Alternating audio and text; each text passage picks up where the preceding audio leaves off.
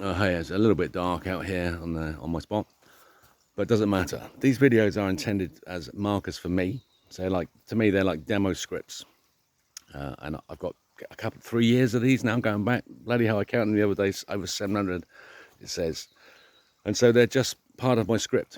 So as I get information, I put it down. If it doesn't, and I'm trying to make sense of it, and you'll see my journey from trying to make sense of this brings me to now, to this point. So welcome back. I hope you enjoyed your break. I haven't prepared the PowerPoint. I will, obviously, when I present this to people who will listen to me, engineers, to the Institution of Civil Engineers, an invitation to a lecture that I can prove the Earth's the centre of the universe using information that you already have. I insist on introducing a reference, Dr. Victor Leve, 1915, into the Portland Cement Association's tome, Don Juan Golgate, Circular Concrete Tanks Without Stress in 1993, Portland Cement Association, Illinois. I insist that you reference Dr. Victor Leve to that document.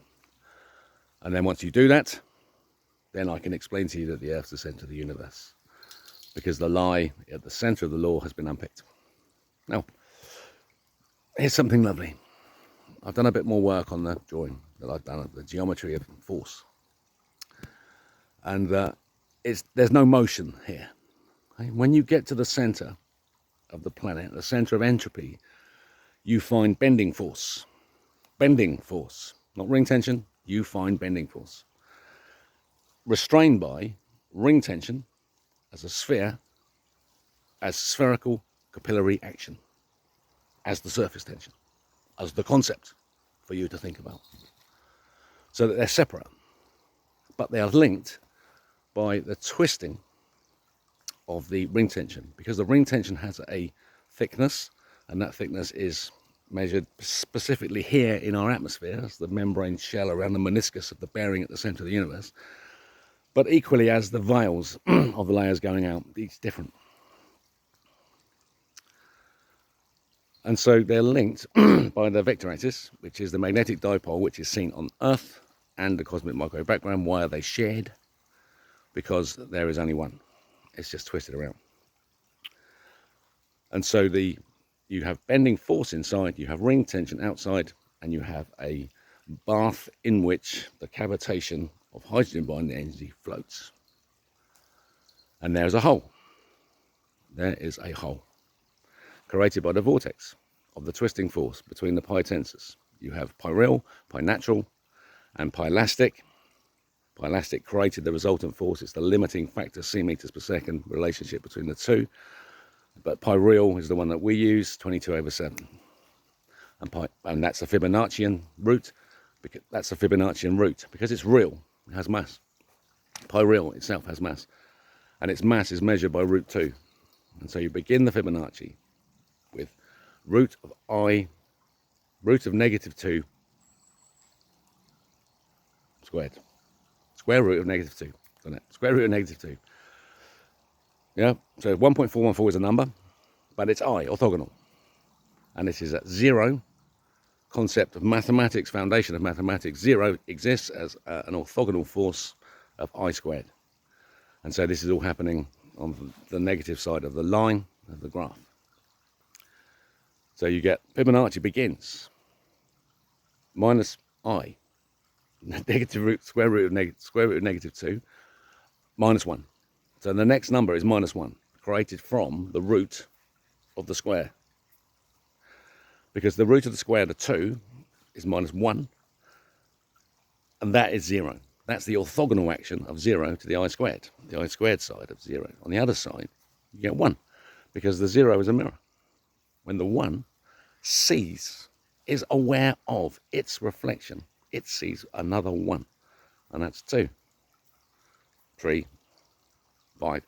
So the Fibonacci does that. It goes through 0, sweeps through 0, and look at the way it starts. And so everything on the other side, on the clockwise vector of pi real, when you see the you sweep, you're coming in from infinity on the Fibonacci, coming back towards, counting backwards from infinity down to 0. You get to 0, you see the mirror. You smash through the mirror, you find minus 1 root 2. Everything after that is a pseudo vector. So clockwise is merely a pseudo vector created from anti-clockwise motion. And it's because of the twist of chirality of forces. And so the model I've now got, right, I'm going to do it when I do my presentation. I'm going to go home and try and talk through this drawing, because nothing is moving. The lever arm, the scissor action lever arm, the simple part, the pyreal part, is a hemisphere of a bowl, yeah, floating in a bath. And just imagine it's ice and it's in water. So it's an entity, separate entity. It's rotating because of the effect that we're about to create. The only thing that can happen to this system is the rotation of this entity. And so as the bowl, from the beginning of the moment, rotates, it tips, because it's different temperatures. It's experiencing different temperatures underneath it. It's a single temperature, but underneath it there is a variety of temperature. And the motion of hot to cold forces this thing to twist down. So as it turns around, it gets to the center. Now, so you can see it. So the effect from an orthogonal plane, forget the rotation, is that when you look at it from the side, the hemisphere will just tip like that, pushing up at the center. Tips about its own axis, pushing up at the center, raising the trigger, raising the geometry of the surface tension. So it is pushing against the surface tension of the surface on which it's floating. The ice floats on the bath of water, but above it there's a meniscus of water of surface tension, because it's one body. So the system requires a surface tension to this system, and that's the equator. So that as the thing tips, it's stretching the surface tension. And now we see it geometrically expressed is the second circle. You see the deceleration as it lifts its own mass. Its own mass is resisting the tipping. It gets to a point where the trigger fires of the surface tension and it breaks inside, and it just flicks over to the outside again, twisting through the whole of the vortex axis that's created at the top. It's a miracle. And so there's the trigger, there's the elastic response. And there's the whole model of the rigid body now built for you, okay? The engineering, but this is the wonder. At the whole, using rigid body mechanics now, I can just look at my differentiated slice of orthogonal action. I can see it as a two-dimensional trigger. It's easy. Of the sphere. Yeah, I've differentiated the sphere into slices, and this is a slice. The only different one is the equator. So go back, the equator is Levy's yin-yangs. This is how I found them. Yeah, Levy's yin-yang lead me to this, differentiated on the axis. And now you've got the elastic plastic response of the pulling, stretching the sawtooth wave resisted by the plastic response, Young's modulus, snapping back. At the entrance, at the vector axis, you can place the two balls that are forced over each other. So they're clamped together top to bottom. There's more force going on. They're going to go past each other. There must be another force to resist that motion as the balls move past each other. And that's their chiral twist that's built into them through the system. So that they are contra-rotating, but they're not moving. The forces are contra-rotating. The shear force flow, zero, is just locked together. But the force is expressed at the center. So all this motion occurs at the center. And it's the motion of the hemisphere at the beginning, rotating, keeping the tension wound up. Here at the hole, keeping the hole closed.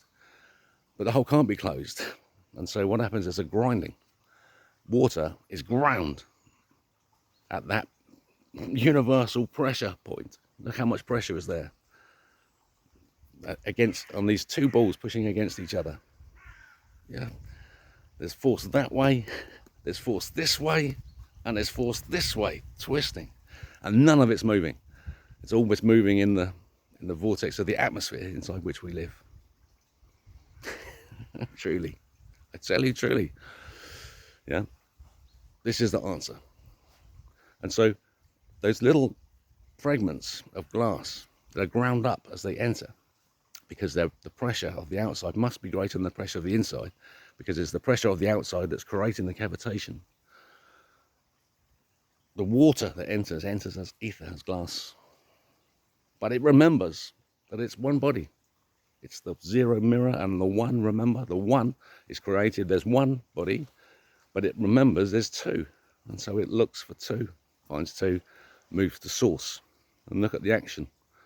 It's twisting action. And so you build up a flagellum motor. And so each fragment of light has a flagellum motor, and it moves to source, twisting the light fibre as it goes. A helix. Evidence in nature, spiders silk. Spiders catch it through their spigots. Mucus surfactants catch this thread, this spiral thread. It's created by fragments of light moving towards source. Neutrinos. Neutrinos. Our energy, stolen from us. Because we are the water. Our job is to choose to be the water. You see, all this force that's happening here.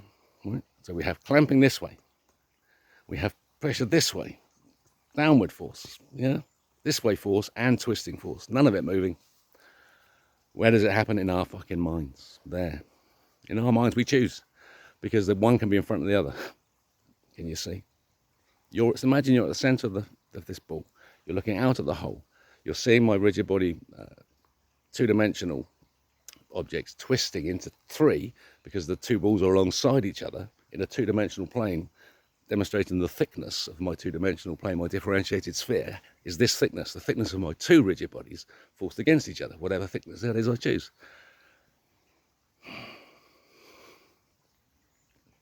And that's the sun. That's what we see. The whole system is built up from light. And that's life. That's life. Yeah? So get used to it. So those little fragments of light with a flagellum motor having a choice and having animation equals life. Motion towards boy. And that's you. That's the meaning of your lives. So welcome home. I'm looking forward to the PowerPoint presentation and when I actually get to speak to human beings who listen to me. Because this is a glorious moment for you, humanity. We have won. Yeah, just wake the fuck up and let's get on with it. See you later. Follow the Rebel Key.